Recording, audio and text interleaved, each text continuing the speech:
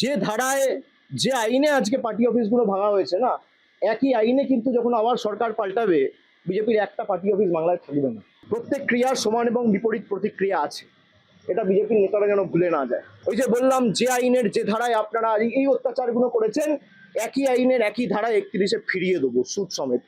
আপনারা বিজেপির কথায় ঘোষণা করে দিচ্ছেন যে অভিষেক বন্দ্যোপাধ্যায় পার্টি অফিসটা বেআইনি, অবৈধ। সে নথি আমার কাছে রয়েছে এবং 4 তারিখ ফল বেরোনোর পরে 3 দিন 4 দিনের মধ্যে, খুব সম্ভবত 7 তারিখ বা 8 তারিখ, সে অফিসে আক্রমণ চালানো হয়। বিজেপির দুষ্কৃতীরা, গুন্ডারা, জল্লাদরা আক্রমণ করে। আমি পরের দিন হাইকোর্টে একটা রিট ফাইল করি। এই পার্টি অফিস পার্টির নামে রেন্ট করা রয়েছে, অল ইন্ডিয়া তৃণমূল কংগ্রেসের নামে। প্রায় 2 মাস ধরে মামলা বিচারাধীন রয়েছে। রিট ফাইল করা হয়েছে হাইকোর্টে, মামলা বিচারাধীন অবস্থায় তারা বুলডোজার নিয়ে এসে পার্টি অফিস ভেঙে গুড়িয়ে দিয়েছে। যারা আনন্দে মেতেছেন তৃণমূল কংগ্রেসের পার্টি অফিস ভাঙা হচ্ছে বলে, আর যারা বলছেন অবৈধ, 15 তারিখ হিয়ারিংয়ের জন্য ডাকা হয়েছিল, সেখানেও আমাদের প্রতিনিধিরা গেছিল। এবং কিসের বেসিসে কমপ্লেনটা ফাইল হয়েছে, কমপ্লেনের একটা কপি চাওয়া হয়েছিল, সেই কমপ্লেনের কপি জেলা প্রশাসন দিতে পারেনি। এই গত 15 তারিখের কথা বলছি, আজ থেকে 2 দিন আগে। আজকে 18 তারিখ। 2 দিনের মধ্যে একদম 1 তলা 2 তলা বুলডোজার দিয়ে প্রায় ভেঙে গুড়িয়ে দেওয়া হয়েছে। এবং সেখানে খালি জেলা প্রশাসনের লোক নয়, মানে পুলিশ বা বিডিও বা বিএলআরও, খালি সরকারি আধিকারিক নয়, বিজেপির নেতারা বিজেপির ঝান্ডা নিয়ে, গেরুয়া ফেট্টি মাথায় বেঁধে, গেরুয়া উত্তরীয় পরে, মুখ ঢেকে সেই পার্টি অফিসে ঢুকে তাণ্ডব লীলা চালিয়েছে। এই সব ভিডিও আমাদের কাছে রয়েছে। আমরা এক্ষুনি চিফ জাস্টিসের মহামান্য প্রধান বিচারপতি, যিনি ওএসডি রয়েছেন, তাকে একটি ইমেল পাঠিয়েছি সমস্ত ভিডিও অ্যাটাচ করে। হাইকোর্টের দৃষ্টি আকর্ষণ করে যত দ্রুত সম্ভব আমরা চেষ্টা করব এই মামলা মেনশনিং করে শুনানি করার, এবং সুপ্রিম কোর্ট অব্দি আমরা যাব।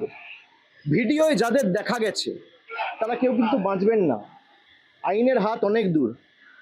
যদি ভাবেন যে বিজেপির নেতারা আমাদের বাঁচাবে, আর যারা তৃণমূলের পার্টি অফিস ভাঙছে, আমি তাদের বলবো যে অনেক অত্যাচার তো করেছেন তৃণমূল কংগ্রেসের নেতাদের উপর, কর্মীদের উপর। পার্টি অফিস ভাঙা, গুড়িয়ে দেওয়া, যে ধারায় যে আইনে আজকে পার্টি অফিসগুলো ভাঙা হয়েছে না, একই আইনে কিন্তু যখন আবার সরকার পাল্টাবে, বিজেপির একটা পার্টি অফিস বাংলায় থাকবে না। আমি হুঁশিয়ারি দিচ্ছি না, যে আইনে আপনি ভেঙেছেন একই আইন প্রযোজ্য করেই ভাঙা হবে। যারা তৃণমূল কংগ্রেসকে ভাবছে যে দুর্বল করব, দল ভেঙে তৃণমূল কংগ্রেসকে শেষ করে দেবো, আগুনে জ্বালিয়ে দেবো, সেই আগুনের স্ফুলিঙ্গ বনে থেকে তৃণমূল কংগ্রেস আবার জন্ম নেবে মমতা বন্দ্যোপাধ্যায়কে সামনে রেখে। যারা প্রশাসনকে ব্যবহার করে মিথ্যা মামলায় কর্মীদের ফাঁসানোর চেষ্টা করছেন, আমরা প্রায় 2 মাস ধরে এখানে মমতা ব্যানার্জির বাসভবনে এবং তৃণমূল কংগ্রেসের সেন্ট্রাল অফিসে রয়েছি। প্রায় 1000 জন কর্মীর বেল, অ্যান্টি বেল আমরা করিয়েছি, বিচার ব্যবস্থার দ্বারস্থ হয়েছি। যখন একটা কেস সাবজুডিস রয়েছে, একটা মামলা করা হয়েছে মে মাসের 7 তারিখ 8 তারিখ, আজকে জুলাই মাসের 18 তারিখ, আপনি সেই মামলা উপেক্ষা করে নিজের ক্ষমতা প্রদর্শন করতে গিয়ে, নিজের হাতে কত ক্ষমতা সেই দেখাতে গিয়ে বুলডোজার মডেল, ভোটের আগে ছিল অন্নপূর্ণা ভান্ডার, আর ভোটের পরে বুলডোজার। এই হচ্ছে বিজেপির প্রকৃত স্বরূপ। তো যারা ভাবছেন বুলডোজার চালিয়ে তৃণমূল কংগ্রেসকে ধমকে চমকে দমিয়ে রাখবো, তৃণমূল কংগ্রেস আরো শক্তিশালী হবে। আর আপনি বাড়ি ভাঙুন, পার্টি অফিস তো মন্দির আমাদের কাছে। যদি কেউ ভাবে পার্টি অফিস ভাঙে, যদি কোনো অবৈধভাবে সরকারি জায়গা দখল করে পার্টি অফিস কেউ করেছে, পার্টি অফিস, আপনারা যথাযথ সরকারি ব্যবস্থা নিতে পারেন, আমার কিছু বলার নেই। কিন্তু এই জায়গাটা তো সরকারি নয়, কিনে অফিস বানানো হয়েছে, তার প্ল্যান রয়েছে, বৈধ নথি রয়েছে, সব হাইকোর্টে আমরা জমা দেবো। তারপরেও আপনারা ক্ষমতা দেখাতে গিয়ে যে পার্টি অফিস ভেঙেছেন, প্রত্যেক ক্রিয়ার সমান এবং বিপরীত প্রতিক্রিয়া আছে, এটা বিজেপির নেতারা যেন ভুলে না যায়। আর ঈশ্বর সৃষ্টিকর্তা সর্বশক্তিমানের আশীর্বাদে যদি বেঁচে থাকি, ওই যে বললাম, যে আইনের যে ধারায় আপনারা এই অত্যাচারগুলো করেছেন, একই আইনের একই ধারায় 31-এ ফিরিয়ে দেবো, সুদ সমেত, কথা দিই। তারা যদি বলে যে দলের এই পারফরমেন্সের জন্য বা পরাজয়ের জন্য যদি অভিষেক বন্দ্যোপাধ্যায় দায়ী হয়, তাহলে 24-এ যে তৃণমূল কংগ্রেস 29টা আসন পেয়েছে, তার কৃতিত্ব আমার। যদি ডিসক্রেডিট আমার হয়, হারে, তাহলে জেতার সময় ক্রেডিটও আমার। আর যাদের আমাকে নিয়ে সমস্যা তাদেরকে অনুরোধ করব যে মানুষ বোকা নয়। আজকে 18 তারিখ, আপনি 19 তারিখ আসুন, 20 তারিখ আসুন, 21 তারিখ আসুন, যবে আসার আসুন, আজকে চলে আসুন। আপনারা ফিরে আসুন, আমি 1 ঘন্টার মধ্যে ইস্তফা দিয়ে দিচ্ছি। কেউ আসবে না। ডিল হচ্ছে, ওদিকে যাও, অভিষেক ব্যানার্জিকে গালাগালি দাও, তোমাকে বেঁচে থাক, তোমাকে বাঁচিয়ে রাখবো, ইডিও ধরবে না, সিবিআইও ধরবে না। যাদের বিরুদ্ধে ভুরি ভুরি অভিযোগ, তারা এখন হয় পুলিশের কাছে ধৃত, না হলে বালিশ চাটা ঋতব্রত।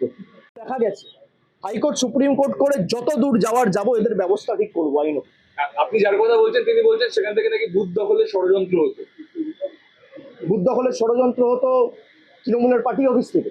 বিজেপির কোন বুথের এজেন্ট বুঝতে পারেনি তার তালিকাটা দিতে বলুন না। স্ক্রুটিনির সময় সে তালিকা দিতে পারেনি কেন? 2024-এ যখন নির্বাচন হয়েছে তার দুদিন পর স্ক্রুটিনি হয়, স্ক্রুটিনিতে অভিযোগগুলো তোলেনি কেন? আর যদি অভিযোগ তোলে, স্ক্রুটিনি তো তৃণমূল কংগ্রেস ক্লিয়ার করে না, নির্বাচন কমিশন ক্লিয়ার করে। রিটার্নিং অফিসার তৃণমূল কংগ্রেস, রাজ্য সরকার, তৃণমূল সরকার অ্যাপয়েন্ট করে না, জাতীয় নির্বাচন কমিশন অ্যাপয়েন্ট করে। তাহলে তারা করতে পারেনি কেন? জিজ্ঞেস করুন। নাচতে না জানলে উঠোন বেকা। 14 দাঁড়িয়েছিল গোহারা হেরেছে, 24-এ দাঁড়িয়েছিল গোহারা হেরেছে।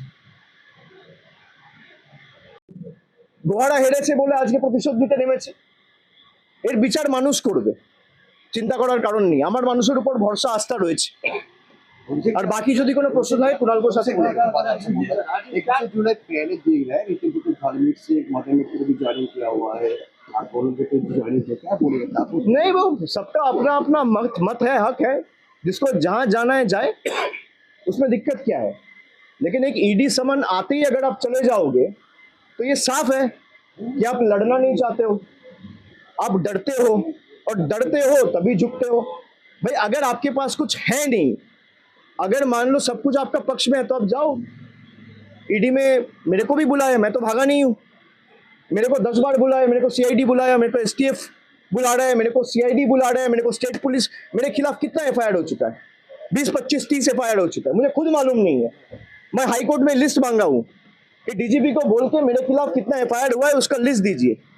अगर आप लड़ना नहीं चाहते हो, बट अगर आप हार ही मान गए और आपको लगता है कि भाई उनके पास जाएंगे तो ना ईडी टच करेगा, ना सीबीआई टच करेगा, ना पुलिस टच करेगा। हमारे लिए ईडी का प्रोटेक्शन महत्वपूर्ण नहीं है, हमारे लिए जनता का प्रोटेक्शन महत्वपूर्ण है। हम अगर झुकेंगे तो जनता के सामने झुकेंगे, हम अगर झुकेंगे लोकतंत्र में लोगों के सामने झुकेंगे, जनता के सामने झुकेंगे, दिल्ली के दरिंदों के सामने झुकेंगे नहीं।